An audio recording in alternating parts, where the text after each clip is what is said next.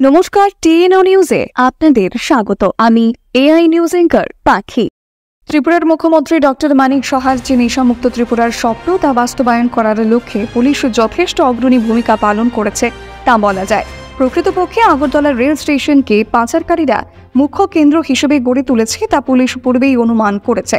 Police গোপন সূত্রের ভিত্তিতে জানতে পারে বড়সড় এক গাঁজা পাচার করবে পাচারকারীরা, তাই ফাঁদ পেতে রেখে হাতে নাতে ধরে খোয়াই থানার তবলাবাড়ি এলাকার বাসিন্দা রাহুল নামে 25 বছরের এক যুবককে ধরে।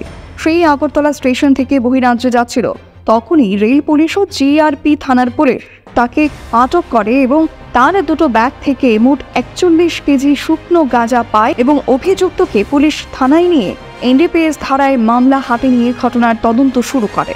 থানার ওসি তাপস দাস বৃহস্পতিবার সাংবাদিকদের ডেকে এই ঘটনার বিবৃতি দেন। মাননীয় আদালতের কাছে এই ঘটনার মামলা হবে ও রিমান্ডের আবেদনও চাওয়া হবে তা তিনি জানান। থানার ওসি তাপস দাস ত্রিপুরাকে নেশামুক্ত করার যে অঙ্গীকার নিয়েছেন, ত্রিপুরার মুখ্যমন্ত্রী সেই অঙ্গীকারকে সম্মান জানিয়ে বলেছেন এইরূপ অভিযান ভবিষ্যতে আরও হবে ত্রিপুরাবাসীর জন্য।